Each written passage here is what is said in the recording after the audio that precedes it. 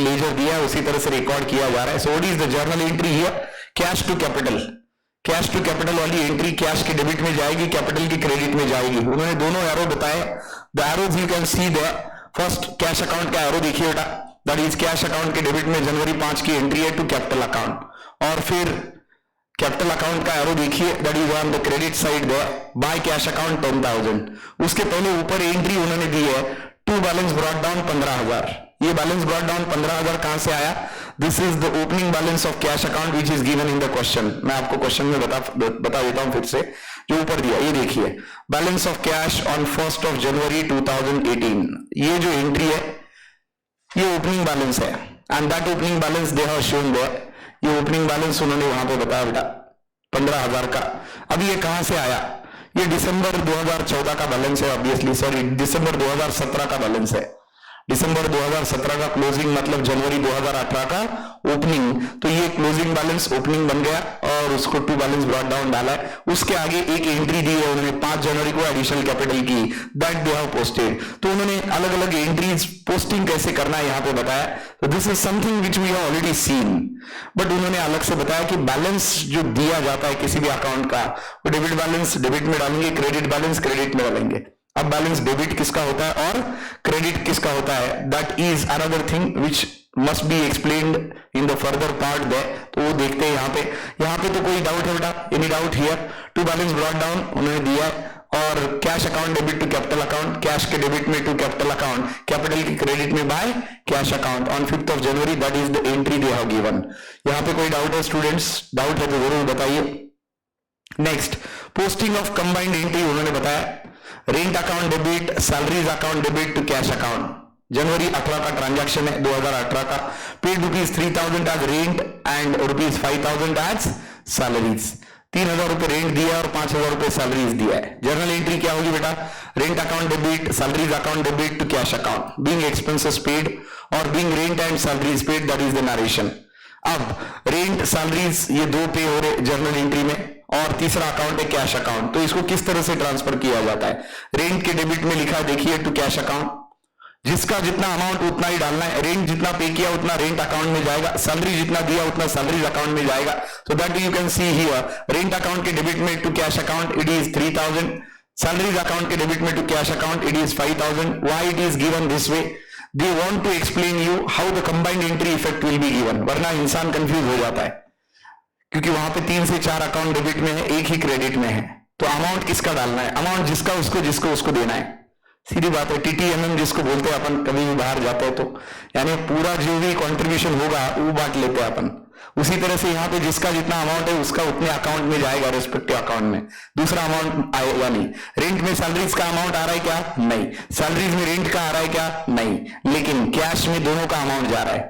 Rent का अलग से जाएगा और सैलरी का अलग से जाएगा. रेंट के डेबिट में टू कैश अकाउंट, सैलरी के डेबिट में टू कैश अकाउंट. लेकिन रेंट के डेबिट में 3,000, सैलरी के डेबिट में 5,000. The respective amounts are transferred. Whereas if you see the cash account there, in the cash account we are writing down as by rent account 3,000, by salaries account 5,000. This is given just to avoid the confusion of amounts to be posted. आपको amount का confusion ना हो. Rent का amount में salary में गया तो चलता है क्या? नहीं, गड़बड़ हो गया पूरा. सैलरी का रेंट में गया तो चलता है क्या बेटा? नहीं चलेगा. मतलब जिसका उसका अमाउंट जिसमें उसमें डालना है. That is how this combined entry is posted for your knowledge. But I believe you have already done all these sums. आपने लगभग 2 सम्स किए पहले और आपने अच्छे से किए. बट जस्ट ये मालूम होना चाहिए, इसलिए यहाँ पे उन्होंने इतना अच्छे से एक्सप्लेन किया है. तो वंस गो थ्रू करते हैं, सारी एंट्रीज देख लेते हैं ताकि कुछ आपसे पेंडिंग ना रहे. What usually happens in the further part of education, जैसे कि प्रोफेशनल एग्जाम्स है, CA है, CS है, CWA है या CFA है, तो वहां पे ये सारी चीजें बड़ी बेसिक से आती है. तो हमने अगर ये नहीं लिया बेसिक में तो वहां पे ऐसा लगता है कि ये तो कभी हुआ ही नहीं. अब उन्होंने दिया इतने अच्छे से, so we can cover it. Am I right? इसलिए ये सारी एंट्रीज का पोस्टिंग हम देखेंगे, ध्यान से देखिए जरूर. Posting of combined entry related to GST. Intra-state purchase of goods for ₹40,000 and GST applicable. Amount paid by check. आपने गुड्स खरीदे 40,000 की जिसपे GST applicable है. रेट ऑफ GST है 2.5% SGST, 2.5% CGST और IGST 5%. That is intra state GST जिसको हम बुलाते हैं, यानी दोनों मिला के 5% हो. अब देखिए जर्नल एंट्री क्या हुई, as we discussed, whenever we purchase we need to pay GST, whenever we sell we get GST, though further it is going to be given to the government. हम सेल करके खुद के पास नहीं रखते GST, किसको देते हैं? गवर्नमेंट को देते हैं, लेकिन परचेस करने के बाद तो हमें पे करना पड़ता है. So first account impacted here is purchases account as usual that you can see on the screen. Purchase कितना है? 40,000 का. दूसरा इनपुट CGST 40,000 पे 2.5% निकालिए, दैट कम्स 1,000. सीधा 40,000 का 5% निकालते हैं, 40,000 का 10% निकालते हैं, 40,000 का 10% आएगा 4,000, लेकिन हमें चाहिए 5%. 4,000 का आधा हुआ 2,000 और 5 को हमें आधा आधा डिवाइड करना है CGST SGST में, तो 2,000 को हम डिवाइड करेंगे तो आधा आएगा 1,000 each. So that is what they have given. 1,000 उन्होंने दिया है. तो purchase account debit 40,000, input CGST account debit 1,000, input SGST account debit 1,000 to bank account being goods purchased and GST paid. आपने गुड्स खरीदे और GST आपने पे किया, that is how it is given. So any doubt into this entry? ये entry में कोई doubt है? ये जर्नल एंट्री दिया है उन्होंने. अब इसका मेजर इफेक्ट उन्होंने यहां पे बताया, ये देखिए. परचेस के डेबिट में टू बैंक अकाउंट, परचेस का अमाउंट कितना बेटा? ध्यान दीजिए, एरो पे ध्यान दीजिए. वहां पे आप देख सकते हैं परचेस का अमाउंट 40,000 है, तो उतना ही जा रहा है परचेस अकाउंट के डेबिट में टू बैंक अकाउंट में. यहां पे GST नहीं आ रहा है, GST जाएगा उनके अपने अपने अकाउंट में. आगे देखिए इनपुट SGST में, इनपुट SGST का अमाउंट जा रहा है to bank account 1,000, input CGST में उसका अपना अमाउंट जा रहा है to bank account 1,000, because there are 3 debits and 1 credit. An account, when an account is debited in a journal entry, should be debited in its respective ledger account, but along with its corresponding credit name and with prefix to. इसलिए तीनों में 2 आया. किसमें? Purchases में to bank account आया, input CGST में to bank account आया, input SGST में भी टू बैंक अकाउंट में आया, लेकिन उनके अमाउंट अलग अलग है. परचेसेस में टू बैंक अकाउंट आया 40,000, इनपुट CGST में टू बैंक अकाउंट आया 1,000, इनपुट SGST में आया उसका टू बैंक अकाउंट 1,000. और अब देखते हैं क्रेडिट इफेक्ट बैंक में जाएगा. ऑब्वियसली बैंक में तीनों है, but with their respective amount. By purchases account 40,000, by input CGST account 1,000 and by input SGST account 1,000. so that way around it is given. Any doubt into this ledger posting my dear? ये बस आपके knowledge के लिए दिए बेटा, ताकि आपकी confusion ना हो. Yes please. JF column is nothing going to be written, that is just उन्होंने पेज नंबर दिया क्योंकि ऊपर पेज नंबर मेंशन किया ना बेटा. ये देखिए उन्होंने पेज नंबर ऊपर मेंशन किया है यहाँ पे. ये देखिए जर्नल एंट्री क्या बोला? पेज नंबर 5 वो दिया, इसलिए उन्होंने मेंशन किया है. वरना मैंने आपको पहले से बोल के रखा है कि हमारे पास ऐसा कोई सिस्टम नहीं है जहां पे हम मैन्युअली ये सारी चीजें लिखेंगे. आजकल तो ये सारी एंट्रीज या तो SAP में होती है, ओरेकल में होती है, टैली में होती है, तो वहां पे ये सारी चीजों की कोई जरूरत नहीं है, ऑटोमेटिक सिस्टम ले लेती है. आगे चलते हैं. So that is how it is given very properly कि how everything is given. And IGST का मतलब है इंटीग्रेटेड GST. इंटीग्रेटेड मतलब CGST और SGST को मिला के दोनों को ऐड करेंगे आप. जैसे आपने अभी बोला 2.5 मतलब दोनों मिला के हुआ 5. आप 12 बोलेंगे तो 6 + 6, 18 बोलेंगे तो 9 + 9, 28 बोलेंगे तो 14 + 14. That way around they have given. Now next they have given कि सब्सिडरी बुक से कैसे चला होता है. नाउ सबसे पहले आपके दिमाग में यही क्वेश्चन होगा कि ये सब्सिडरी बुक्स होते क्या है. Subsidiary books are nothing but the primary books of account where different transactions are recorded. मैं आपके नॉलेज के लिए बोल दूं बेटा, there are 7 subsidiary books. Number 1 is cash book. सबसे पहले क्या होता है? Cash book, where all cash transactions are recorded. It cannot record credit transaction. Cash book क्या रिकॉर्ड करता है? सिर्फ और सिर्फ कैश ट्रांजैक्शन रिकॉर्ड करता है. उसके बाद purchase book. Purchase book records only credit purchases of goods and raw material. Purchase book records only credit purchases of goods and raw material. बड़ा ध्यान दीजिए बेटा, इस पे ध्यान दीजिए. ये अलग से टॉपिक जरूर आएगा. Subsidiary books we are having a separate topic, but यहीं पे आपको बोल रहा हूं कि सब्सिडरी बुक्स होते क्या है. Basically these are the books, primary books of account along with journal entries. ये सब्सिडरी बुक्स क्या होते हैं? These are primary books of accounts along with journal entries. और इसमें कौन से बुक्स आते हैं? That I'm going to mention here. तो सबसे पहले मैंने परचेज कौन सा बुक बोला आपको यहाँ पे? Cash book. और कैश बुक में हम क्या रिकॉर्ड करेंगे? Only cash transactions. Can I say bank transaction is also going to be recorded here. No, उसके लिए बैंक बुक रहेगा अलग से, उसके लिए क्या रहेगा, बैंक। या आप बोल सकते हैं वी कैन मेक 2 कॉलम्स, जैसे कैश बुक में आपने 2 कॉलम बना लिए, एक कैश कॉलम दूसरा बैंक कॉलम, डेबिट में भी 2 और क्रेडिट में भी 2। जो कैश थ्रू हुआ वो कैश में आएगा, जो बैंक के थ्रू आएगा वो बैंक में आएगा। What are the other subsidiary books? Second is purchase book. Again I am repeating, purchase book records only credit purchases of raw material and goods, and a purchase book doesn't record credit purchases of machine, land and building, plant and machinery, क्योंकि ये raw material और goods नहीं है, ये क्या है, assets है। All these are assets, and to record assets there is a separate subsidiary book. Number 3, purchase book के बाद तीसरा book आता है बेटा purchase return book, और इसी को क्या बोलते हैं, purchase return को हम क्या बुलाते थे बेटा, return outward book। Very good. तीसरा सब्सिडरी बुक आता है परचेस रिटर्न बुक या रिटर्न आउटवर्ड बुक। चौथा आता है बेटा सेल्स बुक। पांचवा आता है सेल्स रिटर्न और रिटर्न इनवर्ड बुक, ये पांचवा। छठा आता है बिल्स पेएबल, बिल्स रिसीवेबल, आपको याद होगा मैंने एक्सप्लेन किया था। और उसके बाद आता है बिल्स रिसीवेबल बुक, और आखिरी में 8वां सब्सिडरी बुक्स आता है जर्नल प्रॉपर।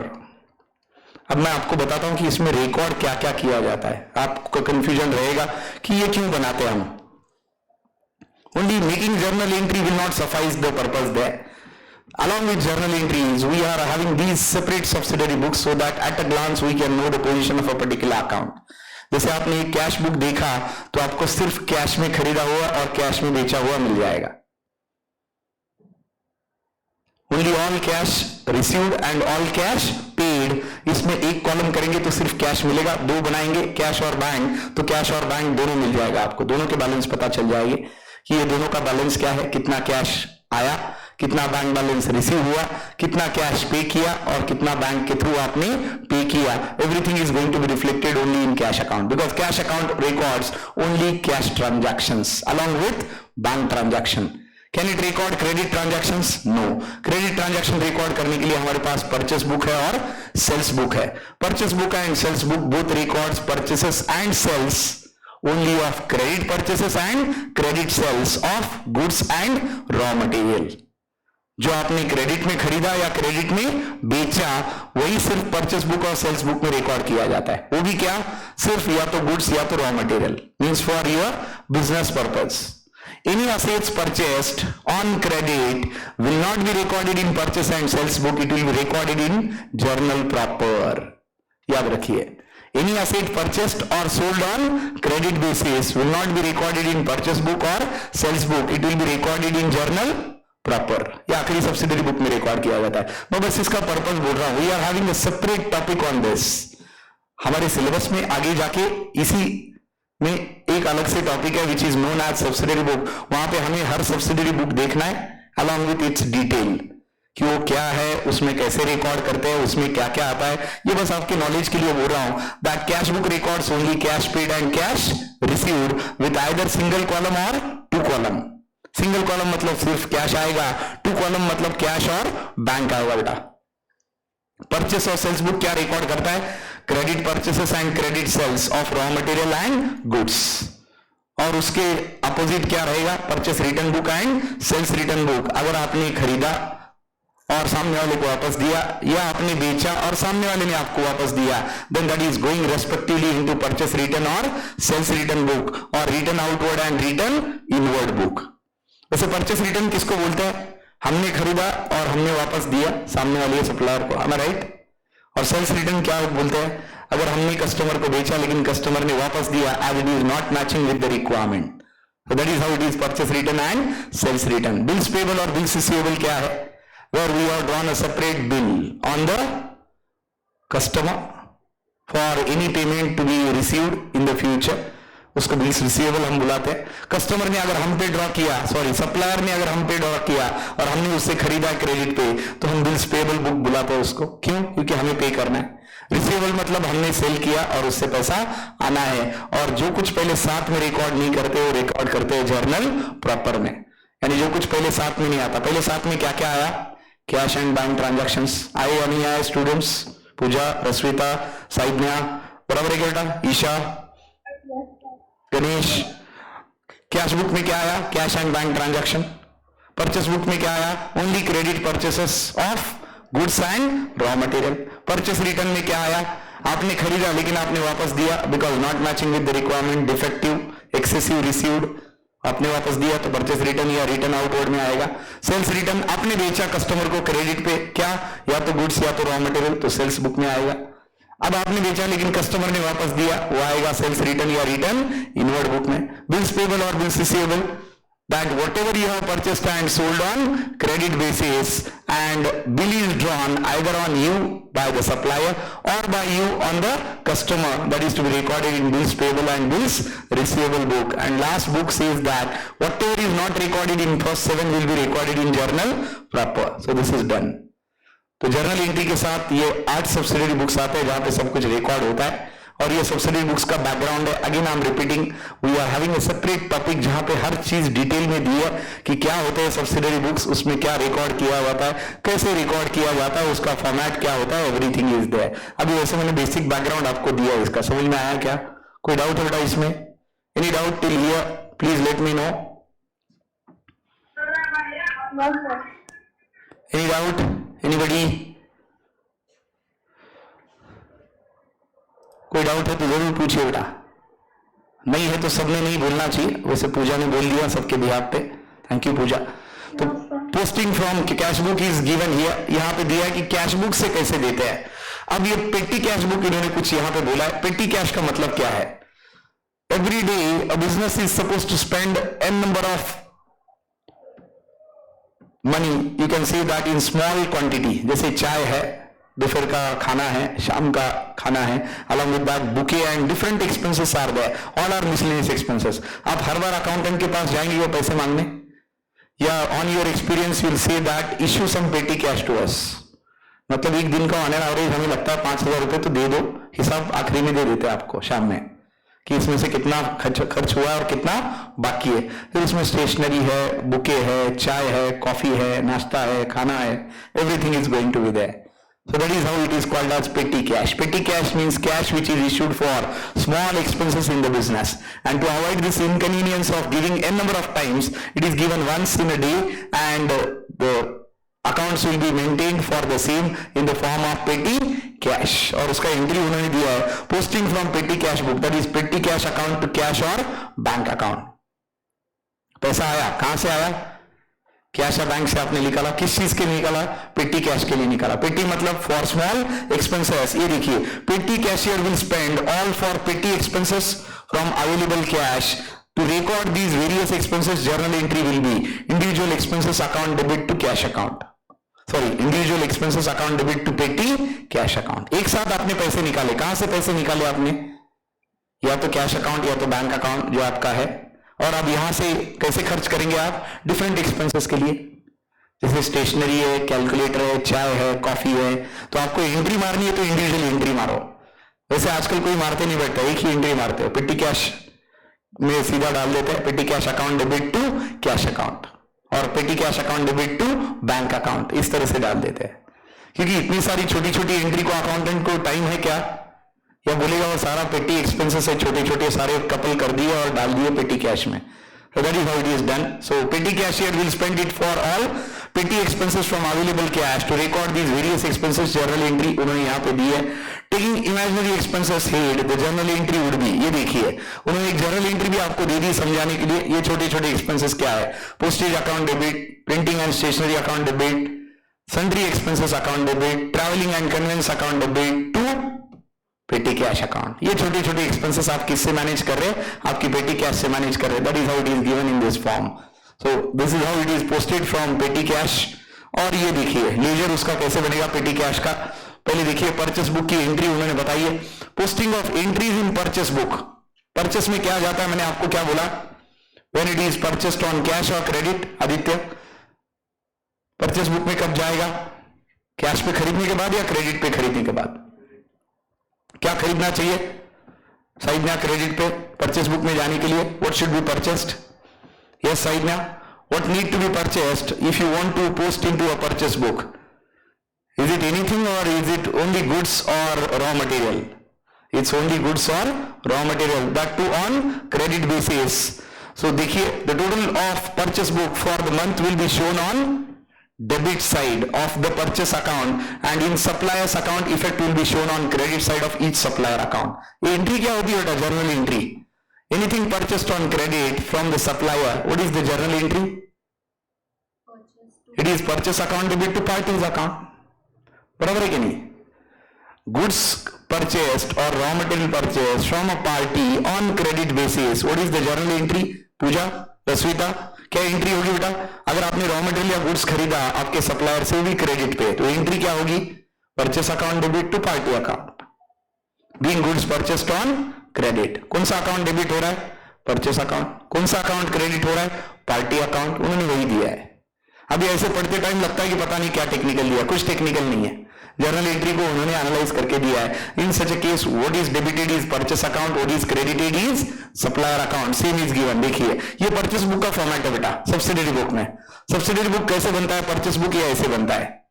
सब्सिडरी बुक में सबसे पहला कॉलम क्या है, डेट, दूसरा पर्टिकुलर, ये पर्टिकुलर के बजाय मैं क्या लिख सकता हूं, सप्लायर्स नेम, पर्टिकुलर की बजाय क्या लिखूंगा, सप्लायर्स नेम। क्यों, परचेस बुक अगर है मतलब anything is purchased on credit basis from a party, तो पर्टिकुलर के बजाय मैं क्या लिखना ज्यादा वहां पे कॉमन सेंस की बात है, suppliers name.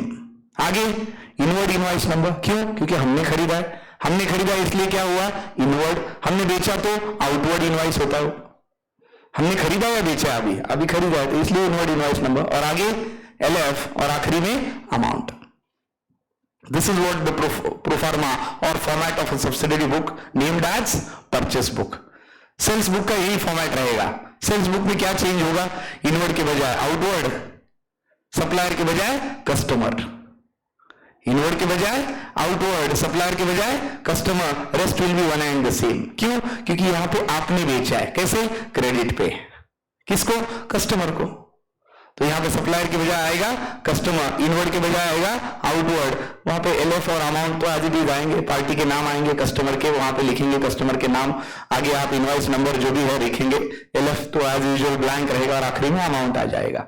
Getting purchase book and sales book everybody, any doubt in purchase and sales book. ये देखिए परचेस बुक का एंट्री अभी उन्होंने यहाँ पे दिया, to sundries as per purchase book, how much it is given, 27,000। ये 27,000 कहां से आया बेटा, ये 15 और 12 टोटल आपने खरीदा कितना है, 27,000 का, और उन्होंने डायरेक्ट एंट्री मारी परचेस अकाउंट में, टू सन्ड्रीज। इसका मतलब क्या है, it is the total of the purchase book from whoever it is purchased on credit basis. कितना खरीदा हमने टोटल, 27,000 का, तो परचेस में उसकी एंट्री हमने डाल दी लेजर में परचेस के, और to sundries as per purchase book, और इंडिविजुअल पार्टी के क्रेडिट में डाला। क्यों, जर्नल एंट्री क्या है, purchase account debit to party account, purchase account debit to party account, कौन सी party, Mudra stores account, by purchases account 15,000, and by purchases account Akash company limited, क्योंकि ये दोनों से आपने क्रेडिट में खरीदा था। You purchase from these two parties on credit basis, number 1 is मुद्रा एंड नंबर 2 इज आकाश, तो ये दोनों से आपने खरीदा, क्रेडिट में खरीदा है, दैट इज शोन हियर। इसमें कोई डाउट है क्या बेटा, बताइए, any doubt into this, now this is given here, just don't be confused. उन्होंने सीधा सीधा ये दिया, इनसे उन्होंने खरीदा ऐसा बोला, उसका अमाउंट दिया, और इसका कैसे लेजर में इफेक्ट जाता है वो उन्होंने आपको बताया यहाँ पे, नथिंग डिफरेंट दैन दैट, और कोई अलग बात नहीं है। उन्होंने इंफॉर्मेशन प्रोवाइड की है, but it is provided in a form of purchase book. वो इंफॉर्मेशन कैसे दी है, परचेस से लेजर में कैसे जाता है, परचेस बुक से लेजर में कैसे जाता है, which is a subsidiary book, तो उसका परचेस अकाउंट में इफेक्ट कैसे और पार्टी के अकाउंट में इफेक्ट कैसे, that is what given. Any doubt students here, इसको ध्यान से सुनना है। साथ मैंने सब्सिडरी बुक 8 लिखे थे, पहला कैश बुक, दूसरा परचेस, तीसरा सेल्स, चौथा परचेस रिटर्न, पांचवा सेल्स रिटर्न, पांचवा bills payable, 6th is bills payable, 7th is bills receivable, and last is journal proper. उसी का ये डिस्क्रिप्शन हम दे रहे हैं यहां पे। Any doubt student still here? Ayush, Ganesh, Saidanya, Isha, कोई डाउट है बेटा यहां तक? चलिए आगे चलते हैं। ये देखिए, अब posting of entries in sales book उसी तरह से दिया। मैंने बोला ना, फर्क कहां पे पड़ेगा? पर्टिकुलर्स के बजाय यहां पे क्या लिखेंगे? Customers name. और इनवर्ड के बजाय क्या आया? आउटवर्ड आया। आया क्या आउटवर्ड बेटा? देख सकते हैं आप स्क्रीन पे। अभी इनवर्ड है, आउटवर्ड है? आउटवर्ड है। क्यों? क्योंकि अभी आपने बेचा है। कितना बेचा? नरेंद्र को 22,000 का और देवेंद्र को 18,000 का, टोटल मिला के 40,000। ये दोनों जाएगा पहले सेल्स बुक में। क्यों? जब आप खरीदते हैं तो एंट्री होती है परचेस टू पार्टी क्रेडिट पे, जब आप बेचते हैं क्रेडिट पे तो एंट्री होती है पार्टी टू सेल्स, क्योंकि आपके लिए सेल्स है and debit the receiver, so party to sales, तो सेल्स बुक के क्रेडिट में आया। क्यों? सेल्स अकाउंट क्रेडिट हो रहा है, इसलिए by sundries as per sales book total आया 40,000। अब दोनों पार्टी के डेबिट में चला जाएगा। ये देखिए, दोनों पार्टी के डेबिट में, नरेंद्र के डेबिट में और देवेंद्र के भी डेबिट में। देख सकते हैं that is given, Narendra account to sales account 22,000, Devendra account to sales account 28,000। इस तरह से सेल्स बुक का ट्रांजैक्शन जाएगा। Any doubt into this? Tell मी।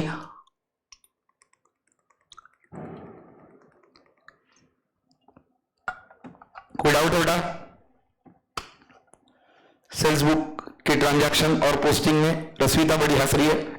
रश्मिता कोई डाउट है? No sir. I know it is theoretical, but we need to take it because it is indeed essential. ये essential है तो लेना जरूरी है बेटा। बस हो गया। अगला देखिए, परचेस रिटर्न का दिया उन्होंने।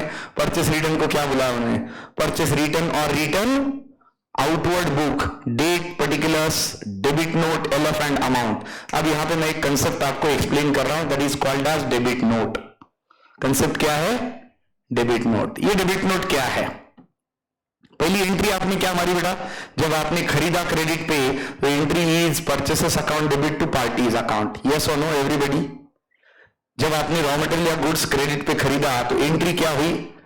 Purchase account debit to party account. Yes और no everybody? Is that correct? सही है क्या बेटा एंट्री? सही है। अब आप वापस दे रहे तो आप किसको डेबिट कर रहे हैं? जब गुड्स आप वापस देते हैं, गुड्स आपने वापस दिए, ये देखिए किसको वापस दिया आपने? मुद्रा स्टोर्स को आपने वापस दिया। पहले आपने मुद्रा स्टोर्स से खरीदे थे, अब मुद्रा स्टोर्स को वापस दे रहे। What are the two accounts impacted? Number 1 Mudra stores account, बराबर है, और दूसरा क्या है? परचेस रिटर्न और रिटर्न आउटवर्ड अकाउंट, बराबर है क्या? मैंने बोला आपको, जब भी आप रिटर्न आउटवर्ड या परचेस रिटर्न की एंट्री मारते हो, रिटर्न इनवर्ड या सेल्स रिटर्न की एंट्री मारते हैं, बेटर है कि आप कौन सा मेथोडोलॉजी यूज करो? मॉडर्न वाला, समझने में आसानी होती है। अब मुद्रा स्टोर्स आपके लिए क्या है? एसेट है या लायबिलिटी है? आपने उनसे खरीदा था या बेचा था? आपने खरीदा है। कैसे? क्रेडिट पे, मतलब आपके लिए क्या हुई? लायबिलिटी, बराबर है क्या बेटा? Everybody, is that correct? You purchase from Mudra stores on credit, so that is a liability for you. So type of the category of the account or category of that particular head is liability. और purchase return क्या है? Purchase return is what? Purchase is what for you? Purchase आपके लिए क्या है? Expenses. Yes or no? Sales आपके लिए क्या है? Income. Purchase क्या है? Expenses. परचेस रिटर्न क्या हुआ? वो भी एक्सपेंस हुआ। सेल्स रिटर्न क्या हुआ? वो भी इनकम बोल के ट्रीट करना पड़ेगा। तो इसको क्या लिखूंगा? एक्सपेंस। अब हमारा रूल क्या बोलता है? Increase in expenses is debited, बराबर है क्या? Increase in expenses is debited, लेकिन decrease in expenses is credited. आपने परचेस किया, परचेस बढ़ गया। आपने परचेस किया, रिटर्न किया, अभी रिटर्न किया। जितने का परचेस आपने किया था उसमें से रिटर्न कितने का किया बेटा? 2200 का। मतलब 2200 से आपका परचेस रिटर्न घटा या बढ़ा? Your purchase return has decrease, मतलब your expenses has decrease by 2200। Yes और no? So if expenses are decreasing, what it should be? Expense अगर डिक्रीज हो रहे तो उसको क्या करना चाहिए? क्रेडिट करना चाहिए। Decrease in expenses is credited, increase in expenses is debited. और लायबिलिटी का रूल क्या है? लायबिलिटी का रूल है increase in liability is credited and decrease in liability is debited. अब लायबिलिटी पहले जितनी हो रही थी उसमें से कितनी कम हो रही है आपकी? 2200। क्यों? क्योंकि आपने वापस दे दिया। So it is decrease in liability और increase in liability? This is decrease in liability. Decrease in liability is what? Debited. तो एंट्री क्या बनेगी? Mudra stores account debit to purchase return account. किसको डेबिट किया आपने? मुद्रा स्टोर्स को। तो आपने क्या इश्यू किया उसके अगेंस्ट? आपने इश्यू किया debit note. So what is a debit note? Debit note is a document which is issued by the business for the supplier, informing to the supplier that we are returning the goods back to you as those are defective, as those are not matching with the requirement, as those are found excessive in nature, and hence we are issuing a debit note. Debit note issue करें मतलब इतना पैसा हम आपको कम देंगे। Debit note issue करेंगे मतलब इतना पैसा हम आपको कम देंगे। ऊपर आप कितना दे रहे थे उनको? मुद्रा स्टोर्स को देखिए, आप मुद्रा स्टोर्स को ऊपर कितना दे रहे थे? ये देखिए यहां पे मुद्रा स्टोर्स आपका how much is purchase from them? 15,000। मुद्रा स्टोर्स में इंडिविजुअली 15,000 बेटा है क्या एवरीबडी? अब 15,000 में से कितना रिटर्न किया आपने? 2200 का, मतलब 15,000 माइनस 2200, तो आप देंगे उनको 12,800। Your liability is decreased by 2,200. Your expenses are decreased by 2,200. Entry is Mudra stores account debit to return outward account और टू परचेस रिटर्न अकाउंट। अब उसके इफेक्ट देखिए। डेबिट नोट तो उन्होंने बता दिया, तो डेबिट नोट समझ में आया कि क्या है? Debit note is nothing but a document which is issued to the supplier informing that the goods has been return and this much money will not be paid to them और this much money will be deducted from the total outstanding from them. उनको जितना देना था उसमें से इतना हम कम पे करेंगे। तो मुद्रा स्टोर्स 2200 दिया और यहां पे देखिए by sundries as per purchase return book. Purchase return के कहां पे आया? क्रेडिट में, क्योंकि परचेस रिटर्न क्रेडिट हो रहा है। डेबिट क्या हो रहा है? मुद्रा स्टोर्स। मुद्रा स्टोर्स के डेबिट में देखिए टू परचेस रिटर्न अकाउंट 2200 और परचेस रिटर्न के क्रेडिट में by sundries as per purchase return book and that is how the effect is given. बताइए इसमें कोई डाउट है बेटा? One by one entries has been shown here that how purchase return, how sales return, how cash, how purchases, how sales are affected.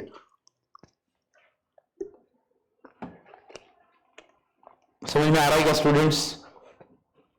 Are you getting this? Everybody? चलिए आगे चलते हैं। Sales return देख लीजिए। Sales return Devendra को बता दिया उन्होंने। Total of sales return book for the month will be posted on debit side of sales return account and effect will be shown on the credit side of each customer account. जब आपने बेचा तो entry क्या हुई? Credit पे बेचने के बाद बेटा, क्रेडिट के बाद बेचने के बाद एंट्री हुई थी party account debit to sales account, बराबर है। अब जब आप रिटर्न लेंगे सामने वाले से, कस्टमर आपको रिटर्न देगा गुड्स, कस्टमर रिटर्न देगा तो एंट्री आप क्या मारेंगे? अब आप एंट्री मारेंगे, पहले सेल्स हो रहा था आपका क्रेडिट, पहले सेल्स क्या हो रहा था आपका? क्रेडिट। अभी क्या क्रेडिट होगा? अभी सेल्स रिटर्न हो जाएगा डेबिट और पार्टी हो जाएगी क्रेडिट। क्यों? क्योंकि जितना सेल्स हुआ उसमें से इतना वापस आया, मतलब आपका इनकम इतने से कम हो गया। आपने देवेंद्र को कितना बेचा था एक्चुअल? ऊपर जाके देखिए, देवेंद्र को आपने बेचा है 18,000 का, उसमें से आपने वापस दिया उसका 900 का, 900 का वापस दिया तो 18,000 माइनस 900, अभी आपको आएगी 17,100। मतलब आपका असेट 900 से कम हुआ और आपका इनकम भी 900 रुपए से कम हुआ। Decrease in income and decrease in asset, decrease in income and decrease in asset. Asset अगर घटता है तो मेरे ख्याल से उसको क्रेडिट करते हैं, बराबर है ना? Increase in asset is debited and decrease in asset is credited. So आप असेट को कम करेंगे, तो असेट को कम करेंगे मतलब असेट को क्या करेंगे आप? क्रेडिट करेंगे। और इनकम अगर डिक्रीज होता है तो डेबिट होता है। Decrease in income is debited, that is how journal entry is sales return account debit, return inward account debit to customer account. To customer account. क्यों?